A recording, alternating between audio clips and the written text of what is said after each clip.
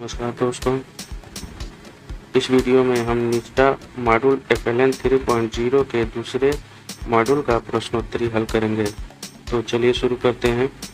पहला प्रश्न हमारा है, बच्चे के सीखने की प्रगति का आकलन करने के लिए शिक्षकों और हितधारकों के मार्गनिर्देशक बिंदु हैं। इसका होगा सीखने के प्रतिफल। अगला प्रश्न, विकासात्मक लक्ष्य 3 कक्षा 3 में निम्नलिखित विषयों की ओर प्रगति करता है। इसका होगा गणित और पर्यावरण अध्ययन। अगला प्रश्न, प्रत्येक दस्ता को 1 नंबर कोड खाली स्थान के लिए दिया गया है। इसका होगा सरल पहचान करना और संदर्भ। अगला प्रश्न देखें, दस्ता आधारित शिक्षा इस विचार पर आधारित है कि शिक्षार्थियों को अवधारणाओं और सिद्धांतों की गहरी समझ विकसित करने योग्य हो जाना चाहिए ताकि इसका होगा वे ज्ञान को वास्तविक जीवन की स्थितियों में हस्तांतरित प्रयोग कर सकें। अगला प्रश्न देखते हैं, दस्ता आधारित शिक्षा प्रणाली में प्रत्येक कक्षा के लिए सीखने के प्रतिफल होते हैं। इसका उत्तर होगा भली भांति निर्धारित और निश्चित। अगला प्रश्न, गतिविधियां जिनमें भागना, दौड़ना, कूदना, संतुलन बनाना, साइकिल चलाना शामिल है, खाली स्थान के लिए प्रदान की जानी चाहिए। इसका होगा बड़ी स्थूल मांसपेशियों के विकास।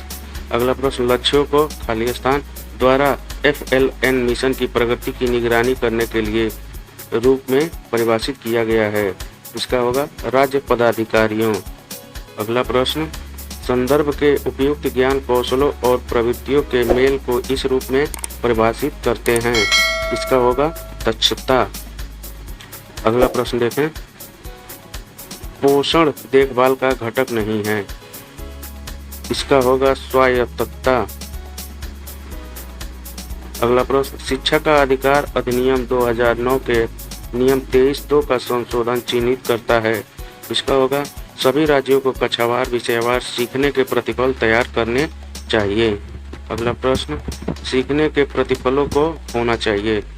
इसका उत्तर होगा अवलोकन करने और मापने योग्य। अगला प्रश्न, FLN का तीसरा वर्ष इस नाम से जाना जाता है। इसका सही उत्तर होगा बाल वाटिका।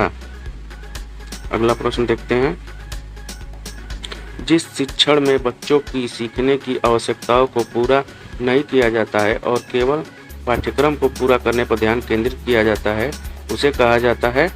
उसे गैर प्रतिक्रियात्मक शिक्षण कहा जाता है।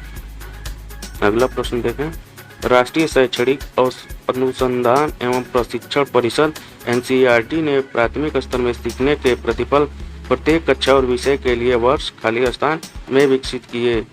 इसका होगा 2017। अगला प्रश्न देखें, दस्ता मॉडल में शिक्षण की विद्यार्थी के खाली स्थान से मिलान करने के लिए योजना बनाई जाती है। इसका उत्तर होगा विकासात्मक तैयारी। अगला प्रश्न, FLN फ्रेमवर्क में सीखने के प्रतिफल व्यवस्थित हैं। इसका होगा सर्पिलाकार। अगला प्रश्न देखें, बच्चों को निःशुल्क और अनिवार्य शिक्षा का अधिकार RTE एक्ट अधिनियम का उद्देश्य खाली स्थान आयु के बच्चों को निःशुल्क और अनिवार्य शिक्षा देना है। इसका सब हम सभी जानते हैं 6 से 14 वर्ष। अगला प्रश्न, बच्चे बिना समझे सामान्य डिकोडिंग द्वारा यांत्रिक ढंग से पढ़ना सीखते हैं यदि उनका खाली स्थान सुनिश्चित न हो। इसका होगा मौखिक भाषा आधार।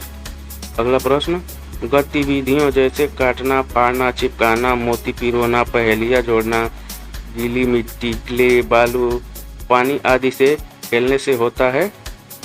इसका होगा सूक्ष्म मांसपेशियों का विकास। अगला प्रश्न देखते हैं, खाली स्थान के अंत तक बच्चे सीखने के ऐसे तरीकों के आदी हो जाते हैं जो जीवन पर्यंत चलता रहता है।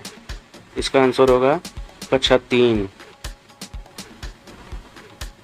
अब total question 20, total answered question 20, question skipped 0। अब हम इसको सबमिट कर देंगे।